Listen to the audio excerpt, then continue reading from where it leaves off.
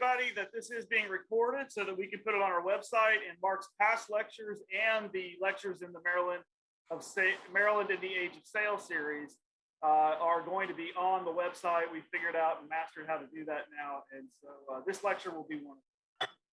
We are recording, so please be aware. Okay, very good.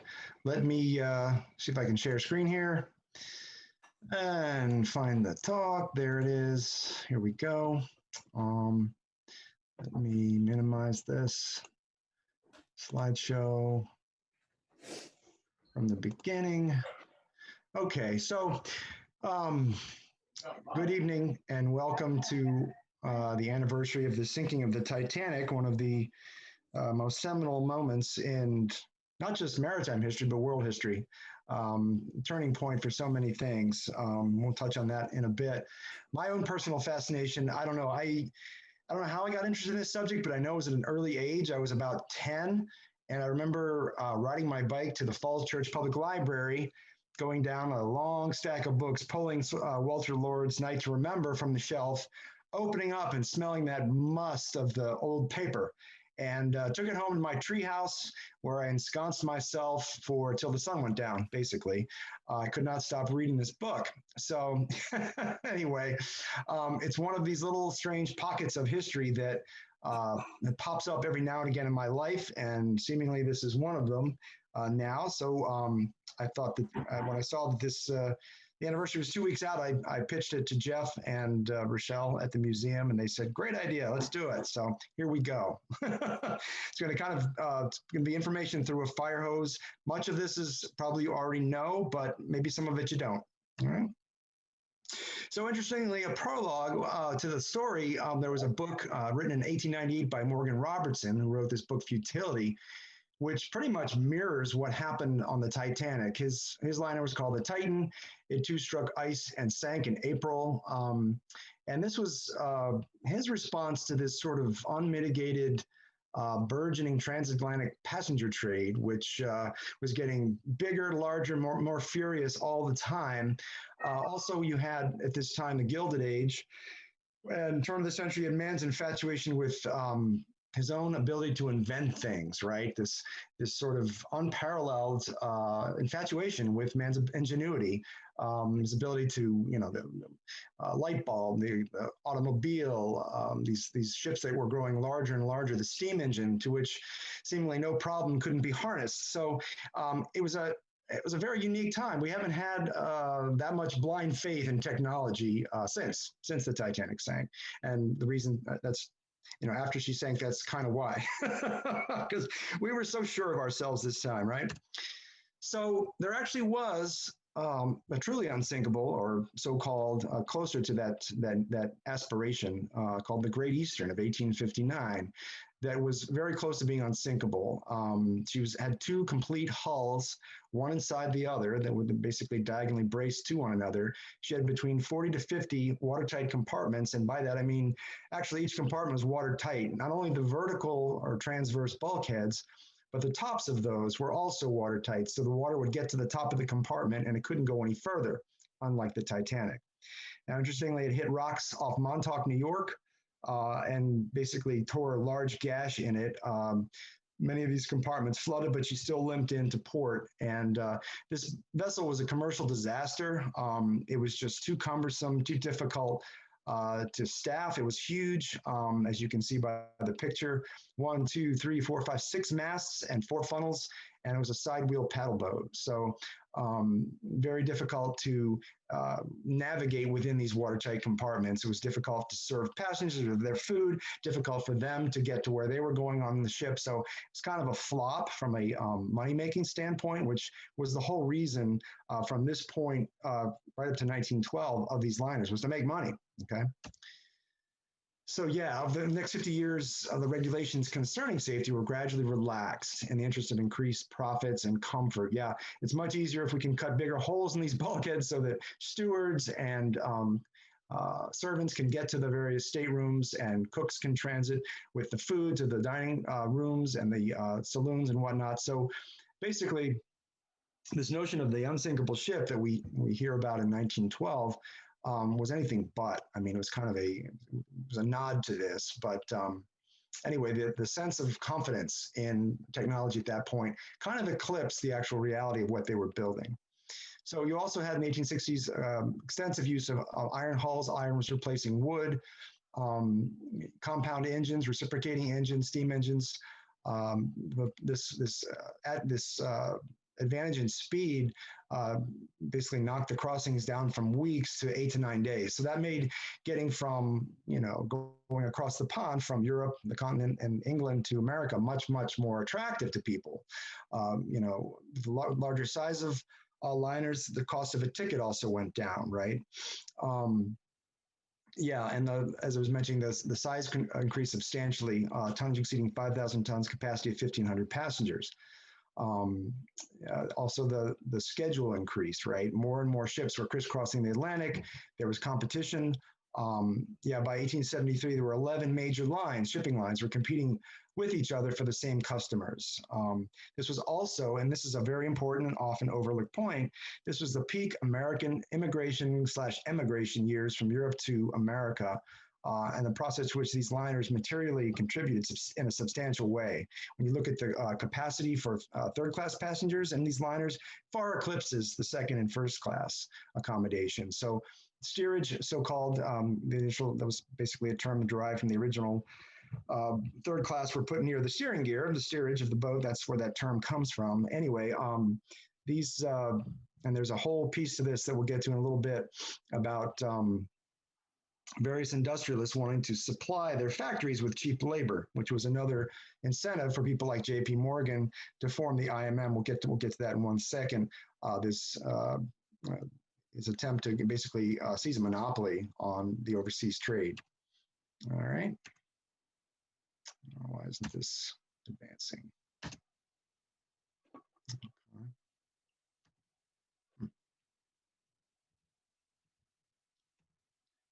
Okay. All right. Let me just make sure I didn't miss anything. Yep, that's good.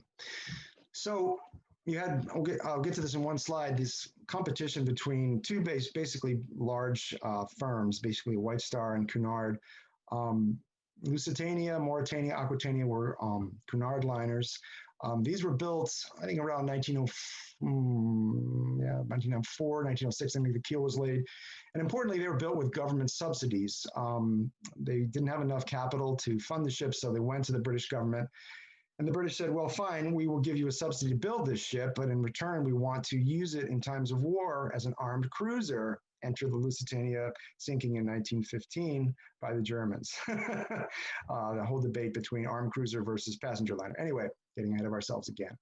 But these were very fast. 4 screws could reach 25 to 26 knots or better. Her maiden voyage was in 1907.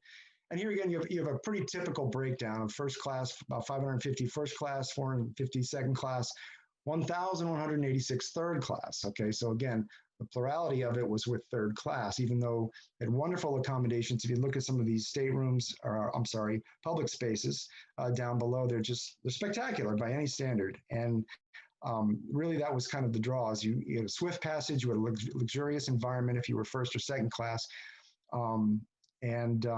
it was just a very nice way to make a crossing. This is, of course, before air travel. So yeah, as I mentioned, basically the Cunard and White Star were competitors. They were each building larger, faster, more luxurious liners. White Star made a conscious decision. Cunard had always prided itself on safety, so White Star couldn't copy that, so they needed something else. So they chose luxury, basically. Luxury over speed. That was the other thing that Cunard really focused on. Lusitania was a very swift vessel, very skinny hull, very slippery underwater hull. And so with White Star, this led to the genesis of the 3 Olympic-class so-called liners, Britannic, Olympic, and Titanic. They were to be larger and more luxurious than anything afloat to date. And it's a debatable point, but certainly Titanic, they kind of went the extra mile with her. All right. So I alluded to this earlier, the International Mercantile Marine Company, IMM, was a trust formed by J.P. Morgan from 1899 rather to 1902, and it was an attempt to monopolize the shipping trade. It was founded by Red Star Line, Atlantic Transport Line, White Star, Dominion, and Leyland Line, and there were a couple others. And actually, sinking of the Titanic greatly contributed to the decline of this this trust or this attempted monopoly. All right. So building Titanic, this was a whole, so many firsts with this particular vessel, this type of vessel. Now, Harland Wolff, who built Titanic, had never built anything this large. So there's a lot of sort of tooling up to do to build a liner of this size, these liners of this size.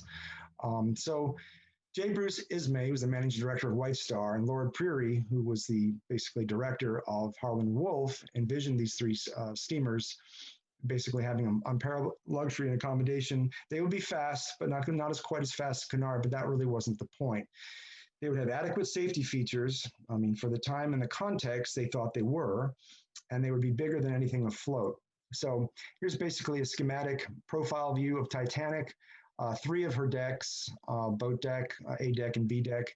An illustration in the upper hand right, and this is Lord Peary's office at Harland Wolff, which if you look closely, you can see that some of the furnishings in Titanic were modeled not too dissimilar from this. All right. So Harland Wolff was in Belfast, Ireland, and this was a huge incentive for the town. Employed many people. 15,000 Irish workers were employed in building these vessels.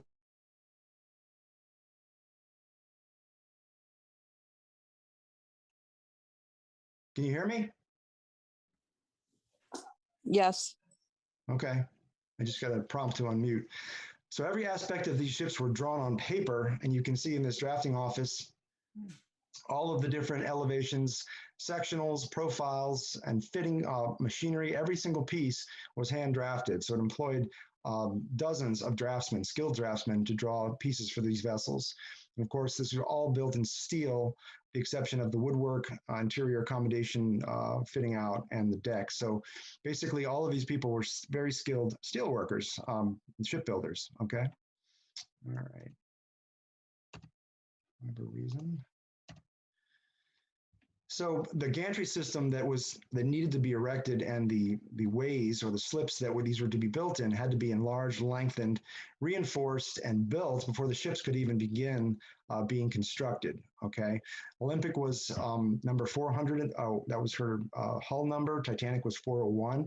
You can see in this middle picture, Olympic is the white liner on the right, Titanic is the black on the left, and they're being built side to side. Olympic was launched before Titanic, and you can see on the left, very lower right-hand corner, that is the, we'll call it the cutlass bearing for the center screw, the four-bladed center screw, and this is a aperture for that screw that's, I believe, welded into the stern post, and there's the tube through which the rudder will then protrude into the hull. Okay, and this is the stern framing. You can see this beautiful lattice work of steel frames, steel and iron frames rather, that are being erected along the keel. Yeah, 15,000 workers. Now, a nod to the Great Eastern, Titanic and Olympic and Britannic all had double bottoms. Okay, so that was as far as they went with the sort of double hull sort of mentality. They had a double bottom. They thought that was sufficient, and the sides of the vessel were just single thickness iron plating. Okay. So there's launching day. This is a wonderful photograph in the lower left. The crowd's gathered, and there's Titanic sliding into the water. There she is afloat with numerous tugs standing off to sort of keep her in place. She was 46,329 gross tons, displacement of 66,000 tons, a length overall of 882 feet 9 inches. So she was bigger than Olympic. I think she was larger by maybe 100 tons than Olympic. Beam of about 92 feet. Height of the keel to the top of funnel was about 175 feet. That's, if you've ever been on USS Constitution, that's the length of her spar deck. So it gives you a sense of the size of that. She had 30,000 horsepower between the three screws, a cruising speed of 21 knots, top speed of 23 to 24 knots. She actually did better than that. And it took about 3 years to build and outfit. So the cost was $7,500,000. She was insured with Lloyd's of London for only $5 million, thinking that, guess what, she would never sink. So, so yeah, you had these large vessels, and it was a challenge to build. It required many new problems to be solved, and as I mentioned, tooling up to fabricate these huge components. I won't go into all of the foundry work and the metalsmithing, but there was a substantial amount of that to be figured out. Foundries had to be enlarged. For example, the anchors were these huge, monstrous things that had to be drawn by, I don't know, 24 oxen down the street on basically a cart. That was the only way to get it to the shipyard. So a lot of problems to be solved, and not the least of which was how to handle these vessels, okay? We'll get to Captain Smith in a bit, but the handling of these large, powerful liners was not perfectly understood, okay? And yeah, Smith basically became kind of the Captain Emeritus for White Star, making all of their new liners beginning around 1904 on to 1912. This was supposed to be the capstone to his career, taking Titanic across and returning her, although there was an understanding that he would also take Britannic across too. Before the Olympic class vessels, his previous command, which I believe was the Baltic, was a vessel half the size, okay? So if you can imagine getting your head around or being familiar with a vessel half this size and basically how to navigate her steering qualities, her propulsion qualities, her coaling properties, all of that, and then you double it, and he just kind of went with it. There was no one to say, again, this confidence, this Edwardian confidence can't be underestimated. Yeah, so as I was alluding to, the suction, one of the problems with these things is nobody understood the amount of suction with these huge screws. The HMS Hawk was basically traveling astern of Olympic I think off the starboard quarter rather, and she was suddenly sucked into the wake of the Olympic and crashed into her side, leaving a huge gash. And everybody thought the Hawk, like the captain, was drunk or he went crazy. I mean, how did this happen? Well, they did studies with models in a test tank, and basically again and again and again, the same thing happened. The hydrostatics were basically these huge screws were pulling these vessels, actually materially pulling these vessels into the suction of the propellers. This happened with Titanic, with the SS New York. She was leaving, I believe it was Southampton, and making very gentle way. She was escorted by 6 tugs, and the SS New York suddenly snapped her mooring lines and was sucked out and basically came within a few feet of smashing into Titanic. And were not for the very deft action of one of the tugs to sort of nudge her way in. Captain Smith basically, once she was clear, gave a thrust on the port engine to kind of push the New York away. But again, this was not very well understood. They were just kind of learning on the fly how these things goes. And actually, as Smith left, I think was heading to Queenstown, he made a bunch of lazy circles, like S curves on his way to Queenstown, just to get familiar with Titanic's cornering ability, for lack of a better term, her steerage, okay? All right.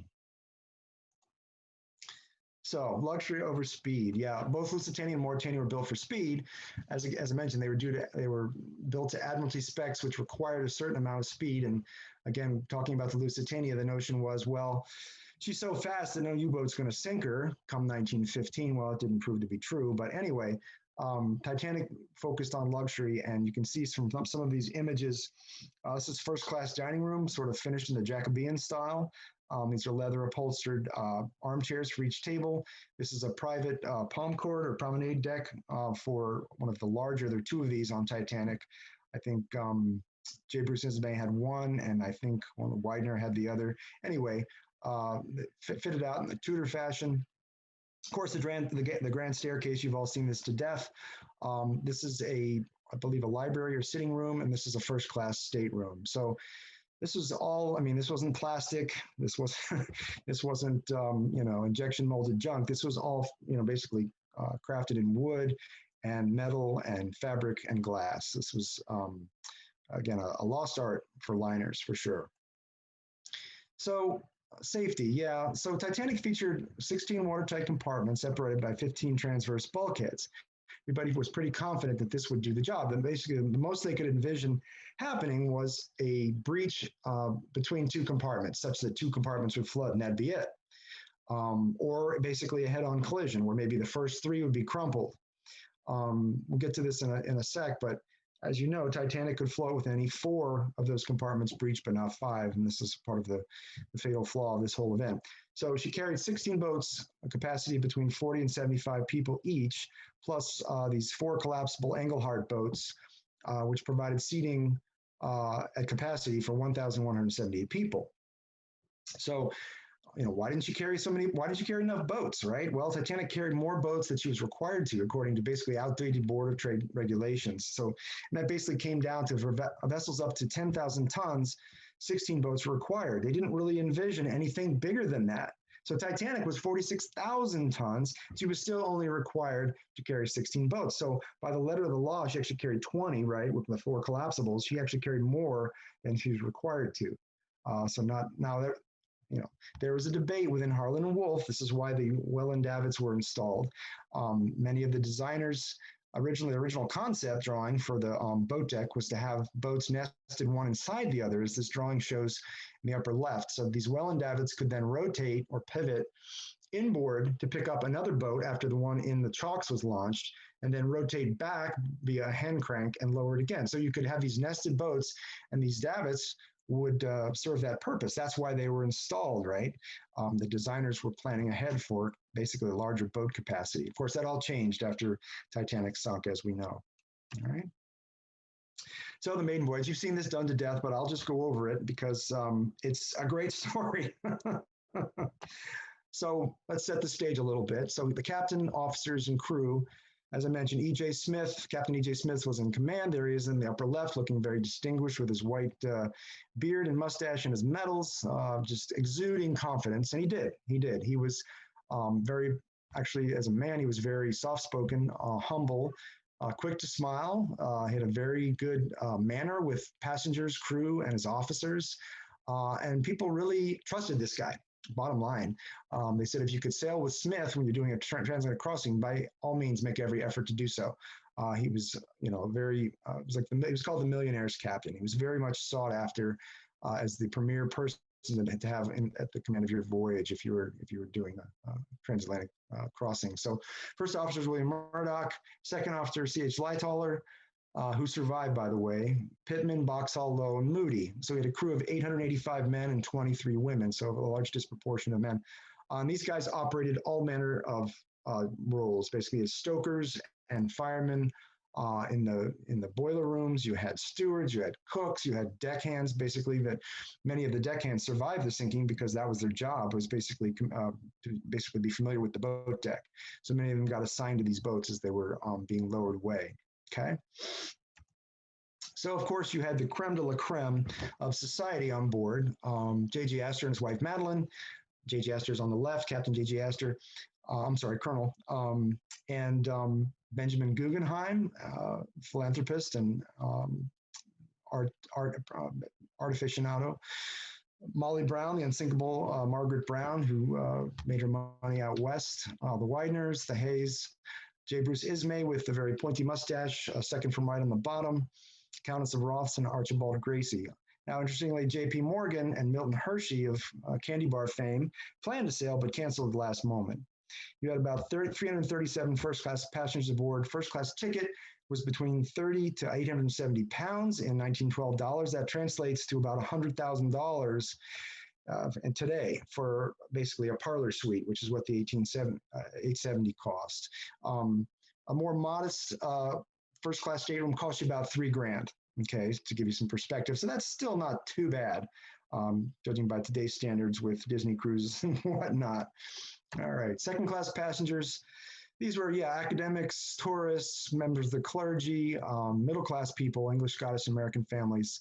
The ship's band, Wallace Hartley and his crew traveled second class, as did Lawrence Beasley, who was a school teacher And we were very thankful to Mr. Beasley because he wrote shortly after the sinking his account of the sinking. So we have a firsthand eyewitness writing this. Unlike Walter Lord did a great job with his book, he piecing together various firsthand accounts, but Beasley is basically talking about it in his own words. And that's available. I have a link to that at the end of the talk if you wanted to click on that. It's, I think, Project Gutenberg has it digitized, so you can look at that if you like. So a second class ticket costs about £13 or about $1,350. In today's currency. So not too bad for that. And again, the accommodation in second class was wonderful, right? Just a notch down from first class. And of course, the immigrant trade, as we were talking about earlier. So yeah, between 1900 and 1915, more than 10,250,000 immigrants entered the U.S. via the Port of New York alone. So that speaks very succinctly to part of the purpose of these liners, getting all of these immigrants over to America. This was basically labor unions were in their infancy. This was pre-permanent federal income tax, which came about with Woodrow Wilson in 1913. So you basically had a desire by industrialists for cheap labor, and these liners basically facilitated that purpose. So Olympic class liners had excellent third class accommodations. I mean, it was basically marketed that, you know, the third class accommodation in Titanic or the Olympic class liners was as good as first or second class in any other liner. And to an extent, it was true. Yeah, this is, again, pre-Department of Labor, which came about in 1913, and the Clayton Antitrust Act of 1914. So this was many pieces to this labor equation that needed to be satisfied. Again, huge influx of immigration reduced cost of labor, and industrialists didn't mind that. There were 712 third-class passengers on Titanic.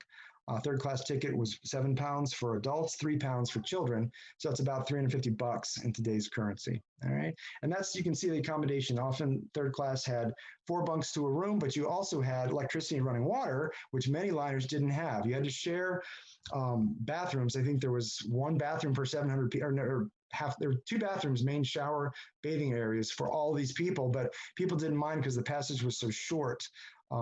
So apparently that wasn't a big concern like it is today. This is third class dining in the lower left. You can see it's clean, well lit. The meals were satisfying and tasty. We'll get to that in a little bit. So this is hilarious. I love this. The provisioning for Titanic. These are the quantities of food they put aboard. 75,000 pounds of red meat, 7,500 pounds of bacon and ham, 25,000 pounds of poultry. Well, you can read it. 40 tons of potatoes, 7,000 heads of lettuce, blah, blah, blah, blah, blah. 20,000 bottles of beer, 10,000 bottles of wine.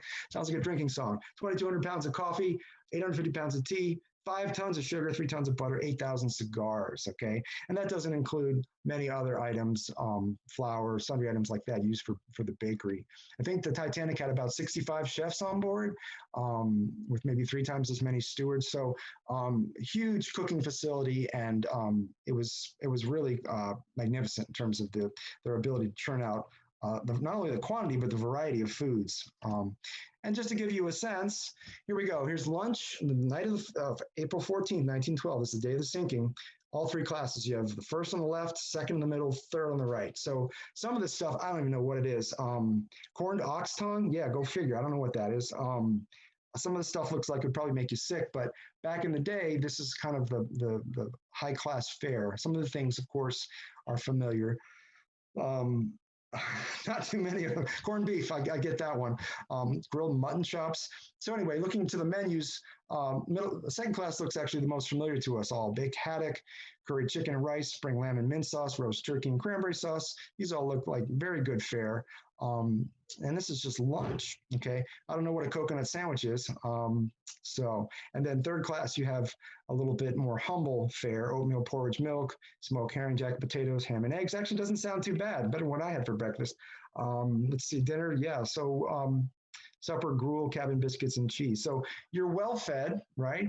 It may not be as fancy as some of these other things, but you're well fed, and the portions were generous, I'm told. So there you go. Kind of makes me hungry.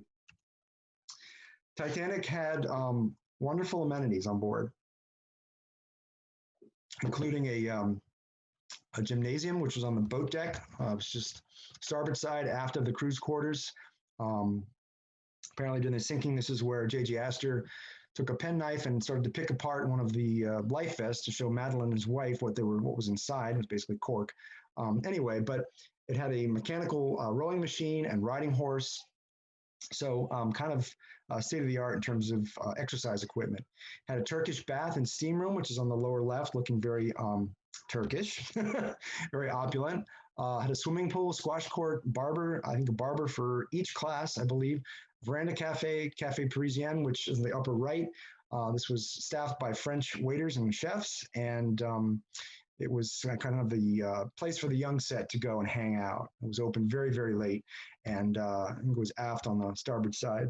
Had libraries for first and second class. I think there was a reading area also for third class, and a novelty, wireless, which was courtesy of Mr. Marconi. These were just popping up on liners, doing the transatlantic trade, and they didn't keep.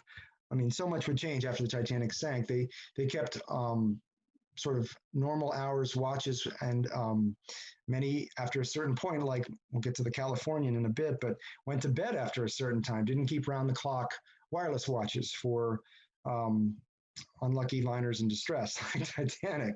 So this was in its infancy. It was basically many people. It cost a fair bit to send a message, but you could send a wire during your voyage to loved ones on the other side or from where you left, just letting them know what was going on. And it was bragging rights to be able to do this. Okay, so as I mentioned, pretty much only the affluent could afford to send private messages. Now, Titanic, again, regulations concerning ice and dangers were not codified at this point. So messages came in for ice warnings, for example. They were plucked right with basically private messages in the order in which they were received. So when the warning finally got to the bridge, it wasn't really an urgent thing, right? Just sort of as they were taken off the spike and handed out, they finally got to the various warnings. There wasn't a sense of urgency or priority with a lot of these messages. So the engines, basically Titanic had two massive reciprocating steam engines. There's the upper right-hand or center pane right there. There's one of them.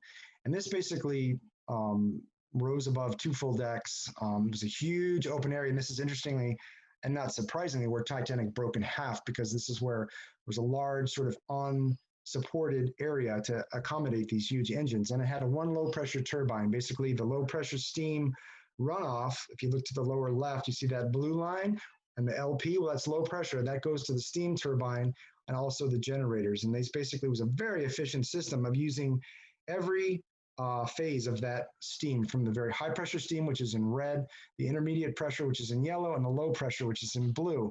And this, we could do a whole talk on just how these engines worked. We don't really have time for that now, but very efficient system, made very good use of the amount of coal that was burned. That was important because coal costs, 630 tons of coal were burned a day to get that 21 knots. So coal isn't free, right? By the way, you probably wonder why a lot of these liners are painted black. Well, that's to disguise the coal stains. When they were coaled through ports in the side, coal dust sort of streaked and ran down the sides. Painting the liners black camouflaged that. Okay, just a little tidbit for you. All right, April. So here it is, the night of the sinking. Again, this story's been told to death, and if you want to get an in-depth version, any of the books I'm going to recommend at the end will give you a very good sense if you haven't read them 50 times like I have anyway. So kick off. It's the night of Titanic leaves Southampton April 10th, has a fairly uneventful crossing until the night of the 14th. During the next 4 days, she receives 7 ice warnings from various liners, and here's one of them from the Coronia. The night of April 14th, conditions were right for tragedy of epic proportions. Yeah, that's part of the fascination of this story. So many things went wrong at precisely the right time, right? It's a coalescing of factors that it appeals to our sense of irony, it appeals to our sense of tragedy. So many if-onlys, right? And we'll get to that in a bit. But anyway, Frederick Fleet and Reginald Lee are in the crow's nest. That's their watch. They just got a nice warning from the Californians, stopped due to large field ice and pack ice, basically right in Titanic's path, and she's to the north of them. Well, Phillips in the wireless room was busy working Cape Race. He's basically sending private messages. California's so close, he blows his ears off when he sends a message about ice, and he basically tells him to shut up and leave him alone. I'm working Cape Race, just to stop. So he does fine, and he goes to bed. Okay, 10 minutes later, Titanic strikes ice. 10 minutes. Here's one of those kickers. 10 minutes. Had he stayed awake for 10 more minutes, well, it had to be actually longer than that to send the first message. But had he stayed awake for another half an hour, California would have been alerted that Titanic had struck ice and was sinking. But she didn't. Took off his earphones, went to bed. So fleet sees basically this. It was a moonless night. Bright, dazzling stars.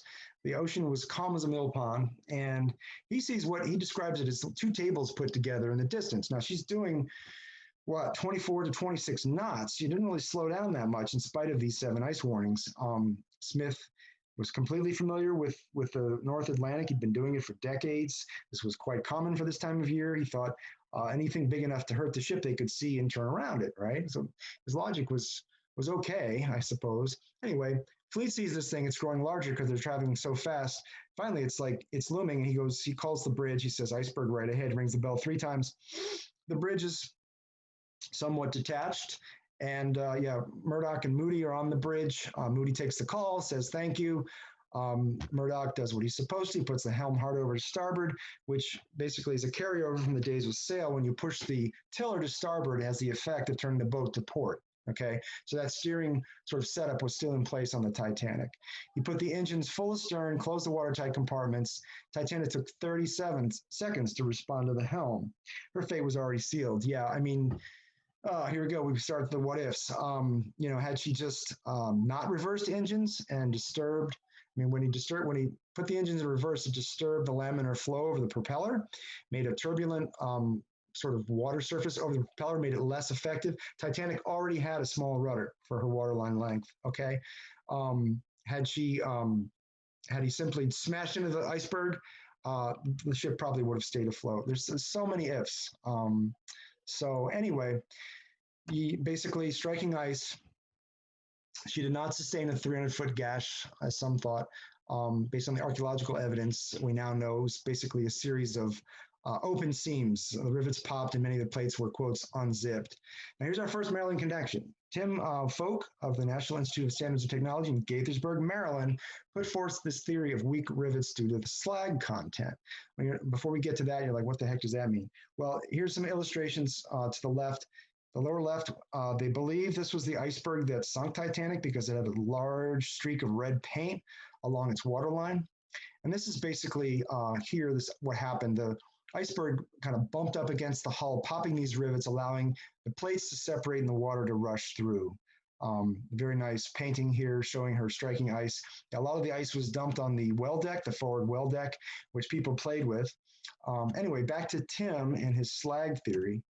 So, yeah, conventional wisdom held that basically the cold water of the North Atlantic made the Titanic's rivets exceptionally brittle. Folk's theory disproved that, and basically in favor of this high slag content, which was found in 14 out of 30 samples, so almost half of the samples of rivets that were recovered from the wreck site.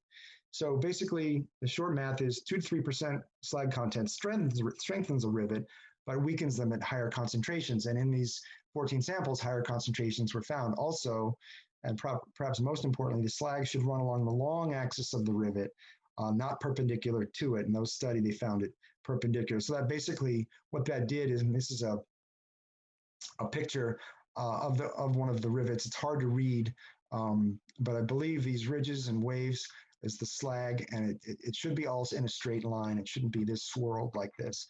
So basically, it had the effect of popping rivet heads off and opening up that seam to the sea, basically. And that's in effect what did the damage that caused her to sink. Okay. So this is some quotes from Walter Lord's book. I love these descriptions. Felt like the ship rolled over 1,000 marbles. Many heard a faint grinding jar. One described it as a giant finger being drawn against the side of the ship. Others felt like it was coming alongside a dock rather hard. Down below, yeah, it was much more violent. As you get closer to where it breached, it was very violent indeed. People being thrown out of their beds. I think in the bakery, a couple pans of rolls hit the deck.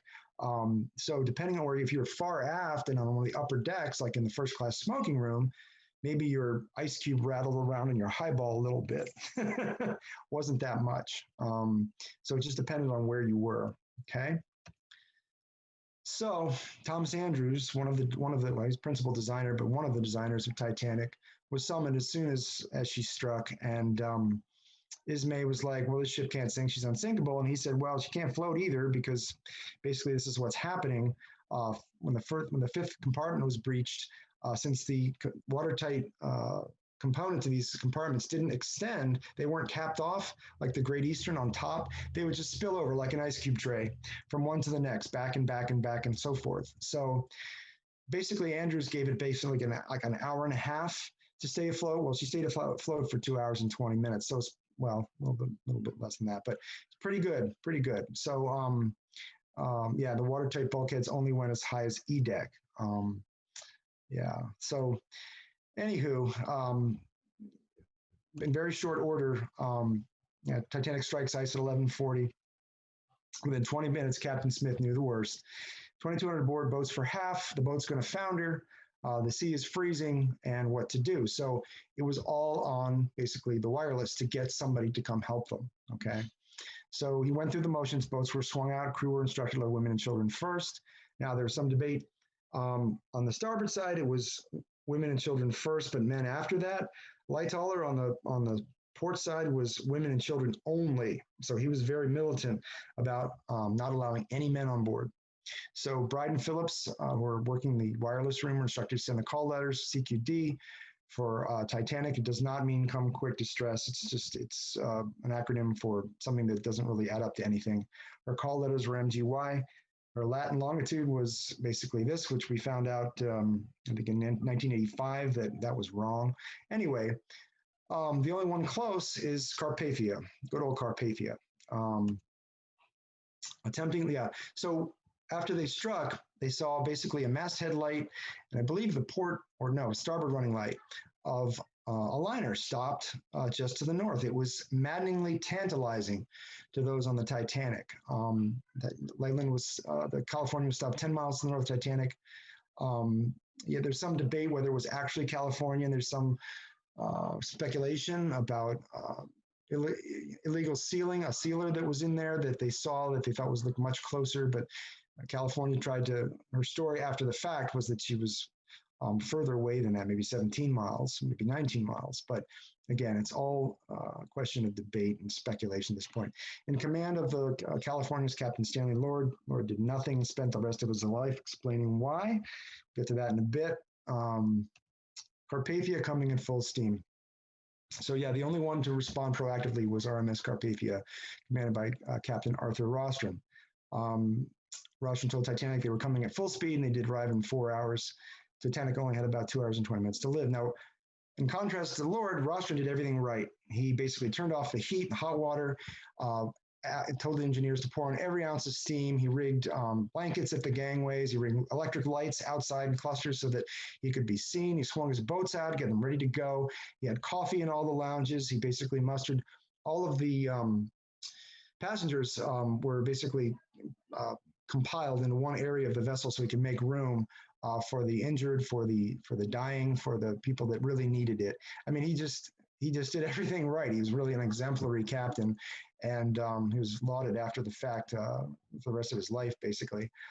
So Carpathia made, I think she could do 13 to 14 knots. She made better than 17 and a half. So she really poured it on and was going as quick as she could. When she got closer to the reported Latin long, started firing rockets to sort of buck up the spirits of those in the boats. So they thought that maybe Titanic might still be afloat, even though they feared the worst. All right. Yeah, so this whole thing of rockets. So rockets were fired from the Titanic between approximately 12:30 and 1:40 a.m. Total of 8 rockets were observed from California, and some say there were more fired, some say less, some say 6, some say a dozen. It depends on who you talk to. Officers on the watch, Stone and Gibson, saw white rockets being fired and reported these to Captain Lord, who basically stayed in his bunk and said, well, maybe they're company signals, even though white rockets means, everybody knew what white rockets means, especially with a starburst. That's a signal for distress. It's not a company signal. Lord kept asking, well, are there any colored lights, which would basically, the guy wanted to sleep. He wanted to go to bed. He was in the chart room dozing on the settee. He just didn't want to be bothered with this. He was also stopped in ice. He didn't want to have to move either, okay, to be fair. He was in a semi-precarious position, being stopped in ice. And his story after the Titanic was not so much why didn't he respond to the white rockets, but why was Captain Smith doing 27 knots in an ice field? Okay, so he threw the blame onto Smith. It was a very poor tactic, as we'll find out, for his sake. So, okay, so Miss Leila Meyers, this is our second Maryland connection. She was born, Leila Sachs was born in Baltimore in 1886, was married to Edgar J. Meyer in 1906. They both sailed on Titanic. She survived, he did not. And there's Leila right there on the right. And this is her words describing what her husband did. Edgar helped women and children onto the lifeboats, begged Leila to get into the first available boat. She couldn't be compelled to leave her husband. Now, what's true, this story is what's true for the part is true for the whole. This happened over and over and over again with very many different people on the Titanic. Basically, this was an age where, yeah, chivalry was not dead. It still isn't, but this is what you did. Women and children were seen to the boats first, and you men just stood back and waited for whatever happened. And so anyway, Edgar could have gone with her, but he refused to take a place with the other passengers. Apparently he had a chance, but he didn't do it. And this was common. People say, I'm not, Isidore Straus and his wife, he was given the opportunity to get in the boat along with Mrs. Straus. And he was like, not before all the women are in the boats or not before the other men. So conscious choice to kind of, as Smith put it, be British and do the right thing. So anyway, Leila Meyers, a Maryland connection with the Titanic. All right. So close to the end. Yeah, she's going down. The boats are, all 16 rigid lifeboats were launched, progressively fuller. That's the other kicker. Many of the boats in the initial phase, when they were swung out and lowered, were launched partially full, right? A boat for 40 maybe had 12 people in it. This is the case with, what's his face? I'm drawing a blank. Anyway, so as the liner sank deeper and deeper, it became more obvious what was going on, that Titanic was going to founder. The boats got fuller and fuller and fuller, and people became increasingly more panicked and desperate, as you can imagine. Yeah, the idea was the boats were supposed to stay near the liner. People would jump overboard and they would pick them up. Many of the crew thought the boats would buckle if they loaded them too full, but again, many of these guys, this was their first time working together, so they weren't familiar with the boats or working together as a team to launch these boats. There were many minor hiccups and problems with getting those boats in the water. So testimony at the time sort of split down the middle. Did she break in half or not? We know now, of course, that she did, but back then, opinions were split. Not until Ballard's expedition of 1985 did we learn that she indeed broke into two pieces. Basically, the hull wasn't designed to deal with the stress of 1/3 of her hull protruding out of the water. And basically, as I mentioned, at that engine room, that large compartment, she basically started to crumple and snap. As the stern went vertical, you heard a thunderous roar of everything coming loose and plunging straight down. Everything from china to boilers to furniture to coal, luggage. It's just an awful, it defies comprehension, really. It still gives me chills when I think about all of this coalescing at this one night in these two hours. It's just incredible. So after she went down, a sea of people floating, fighting for their lives. 1,500 made it on the ship after the boats were gone. Those in the boats, this is a debate that went on in every boat, whether or not to return. Of course, the thinking was if they returned, they'd be swamped. But meantime, these are people that are dying out there. So how can you not help? It was a tough one. Only Officer Lowe returned in a boat manned only by crewmen. He basically compiled all the people in a couple of boats into one and took one boat manned by just crew into the field where the survivors were swimming. So just before 4 a.m., people in the boats saw rockets on the horizon. That was Carpathia. I think one person lit a straw hat. A couple had green flares. Another person lit a newspaper, tried to signal Carpathia that there they were. Carpathia had to slow down because she was encountering more ice. It was maddening because she was so close to the reported site, and yet she had to kind of slow down and navigate these other bergs where she'd strike one too. I love this painting of Carpathia. Apparently the dawn, a beautiful dawn, was pink and purple and blue, and the sea was beginning to pick up. A breeze had kicked up. Bergs were everywhere, and so you had this magnificent scene with Carpathia and the bergs and this beautiful dawn with these boats. One of the boats, one of the collapsibles, was upside down with Lightoller on board and about 12 other men. They were standing along the keel, balancing. If you've seen the movie, the boat was progressively sinking deeper and deeper, and they were really glad to see Carpathia at that point. So here you can see a breakdown of lost and survived, and basically by gender and also by class. So you can see third class took a big hit. Men took a big hit, and you can just kind of peruse this for a second and draw your own conclusions. Clearly the distribution of survived favored first and second classes. J. Bruce Ismay, you know that story well, where he was badgering crewmen to load the boats full of women and children. At the very end, jumped into a boat himself, and the crew was absolutely shocked. Murdoch was shocked to see him in a boat going down, and he basically, after the sinking, he became a recluse, withdrew from society, and this just wrecked him. He basically probably would have been better off just going down with the ship. All right.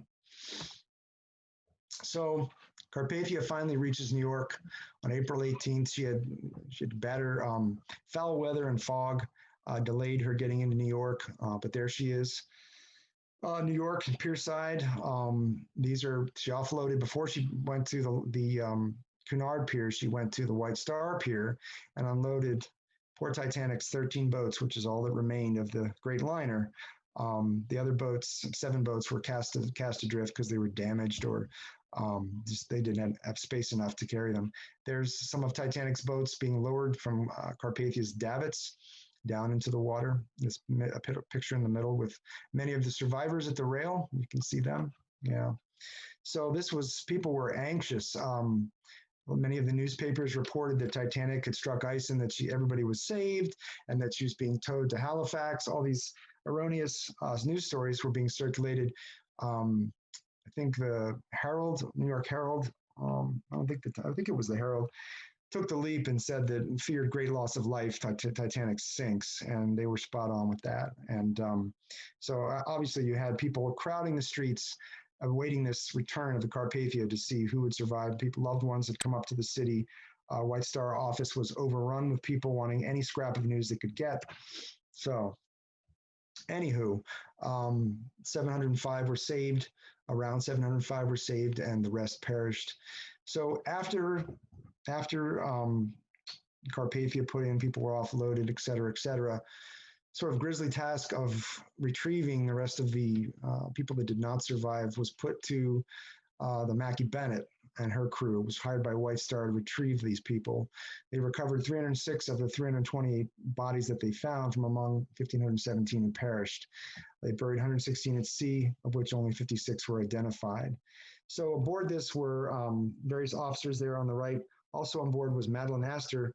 She had put up a reward of $100,000 for anybody to recover her husband, J.G. Astor. He was, in fact, recovered. Basically, the breakdown, they were loaded with many coffins, many tons of ice, and embalming equipment and embalming chemicals, and they ran out of embalming fluid. They ran out of coffins. I think first class got coffins. Third class were buried at sea. And they, of course, were vilified when they returned for doing that. That's a whole other story. Anyway, the Mackie Bennett arrived in Halifax on April 30th, 1912, with her grim cargo. All right.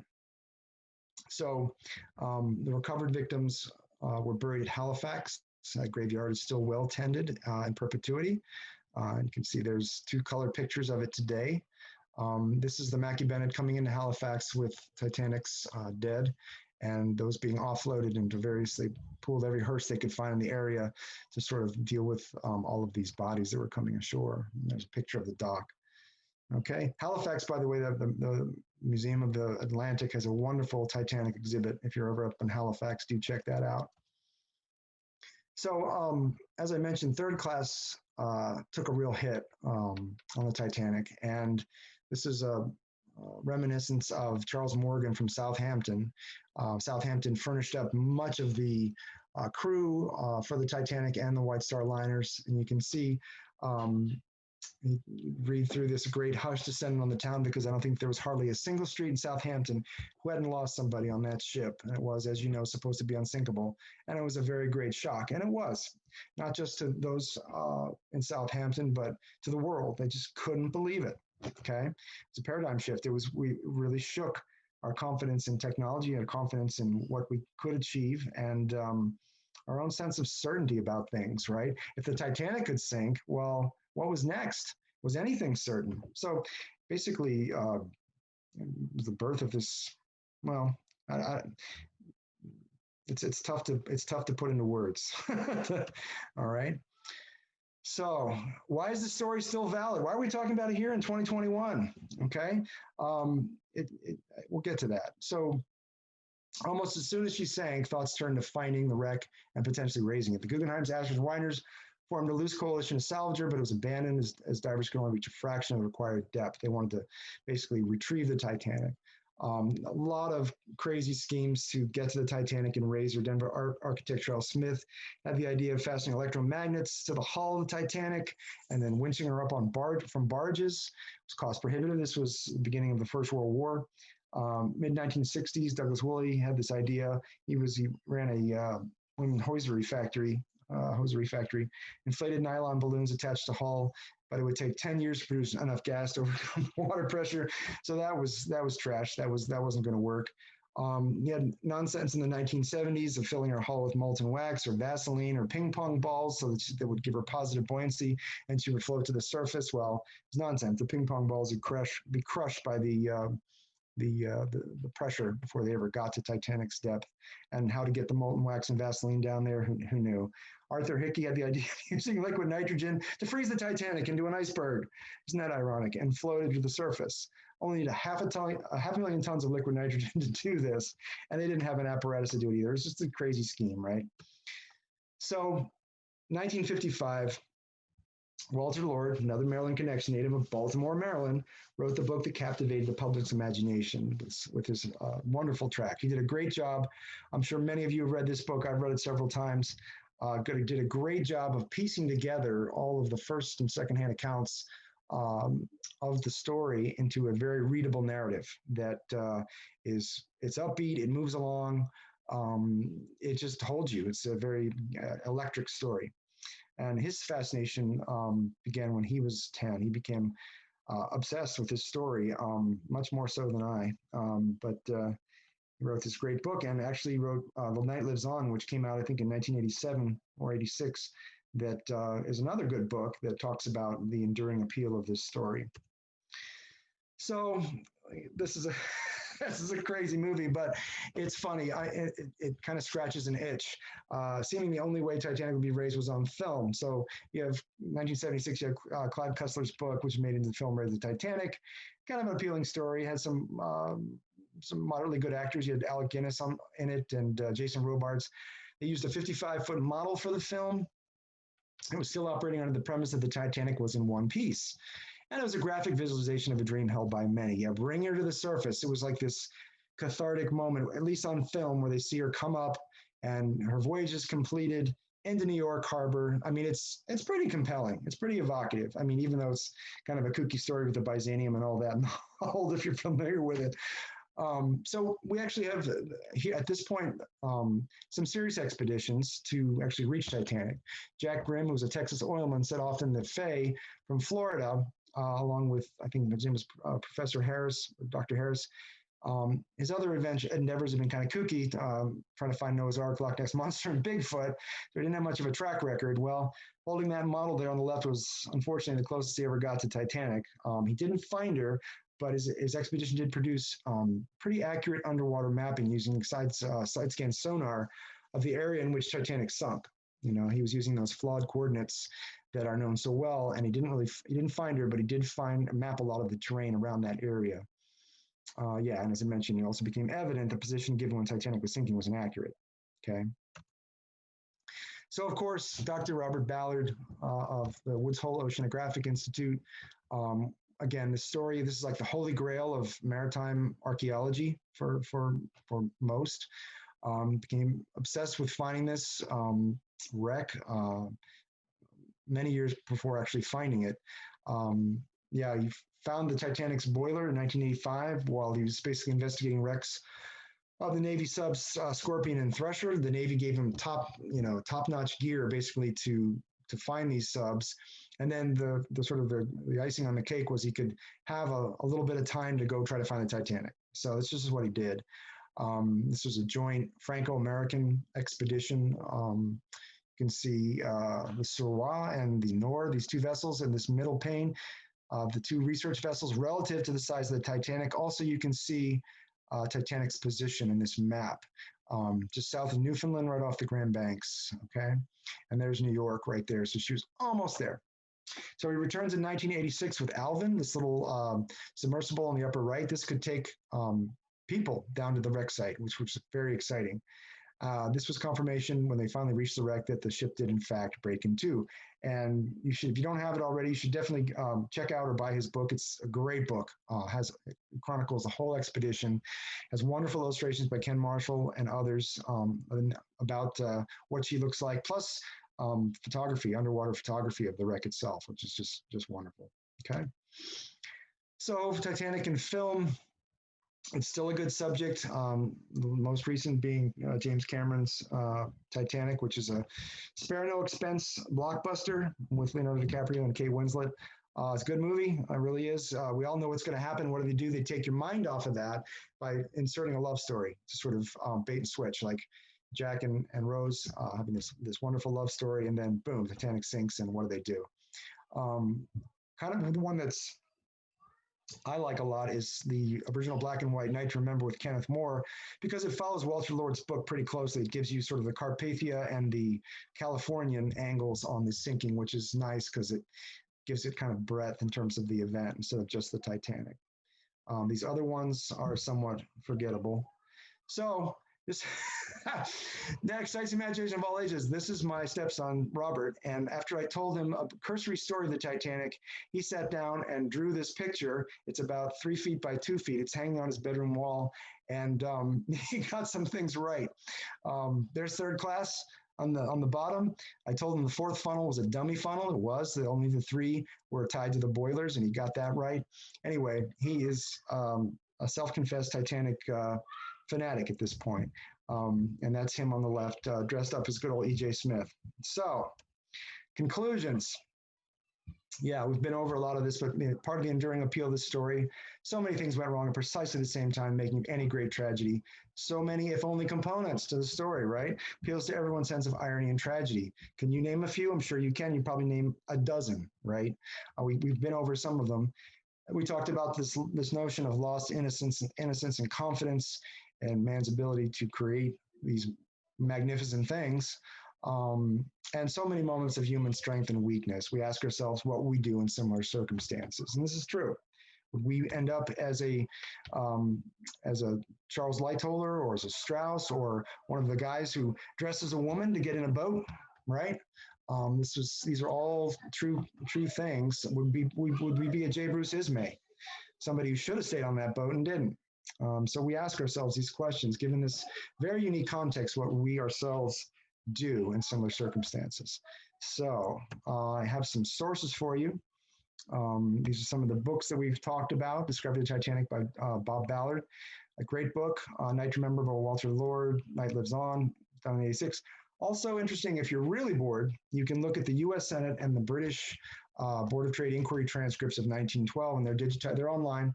Just click on that link. I think this is being recorded, so you can click on that once once it's on our website, on the museum's website.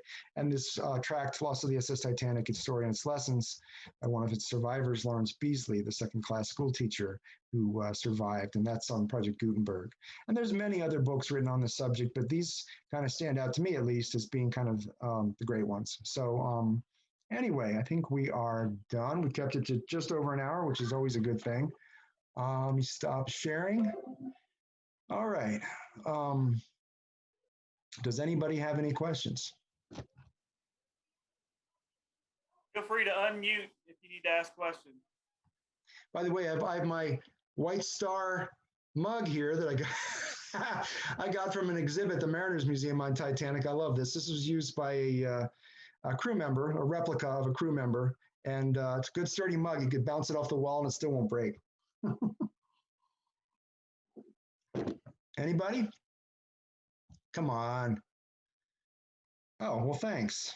From Francis Hoff. All righty. Mark, did you see the... Also. Go ahead, Bill. Sorry. I'd just like to add thanks also. Great. Thank you very much. Well, it's kind of a tired story, but there's a few little things I hope were maybe a little bit different for you. Yeah. Mark, did you see the exhibition when it came out probably maybe 15, 20 years ago? I saw it at Science and Industry in Chicago. I think so. It had like a piece of the hull, a big piece of the hull, like maybe as tall as my office ceiling, and it was really interesting. So it is. It's a loaded object, right? We talk about that in museum studies as being an object that has intrinsic value because it was there, and you can just stare at it and imagine who was peering out of those portholes when she sank. I mean, there's so much artifacts like that just excite the imagination. It's amazing. Yeah. Yeah, it was pretty amazing. I've also been to Halifax, and I guess that's it. I haven't been, but I have seen the gravestones in Halifax. Have you? Yep. Very good. So, all right. Well, thank you everybody for tuning in. I hope you learned a little bit something, or maybe you want to go out and read a book or watch a movie, and reminisce on all those poor souls that perished all those years ago. All right. Hey, Mark, when did you first get interested in the Titanic? Probably when I was about 10. Yeah. 10 or 11. Yeah, same as old Walter. That was a great presentation. That was really good. A lot of great information. I like the movie reviews too. That was awesome. The movie reviews. Okay, very good. Well, thank you all for joining in. Thanks, sis. We'll see you next week. All All right, don't forget, next Thursday we resume Maryland in the Age of Sail. I don't know what the topic is, Mark. Perhaps you know. I'm not. I don't know either. Sometimes it's difficult for us to. We got so much in front of us right now that next week seems so far off. I think it's the tobacco trade. Tobacco trade. That's a good one. That is a good one. Yeah. 5 o'clock next Thursday. Be here for that. And of course, we're recording everything. These will appear on our website. So have a good evening, and join us for the next one. And come on down to the museum and see things if you're so inclined. All right. Thank you. Have a great evening.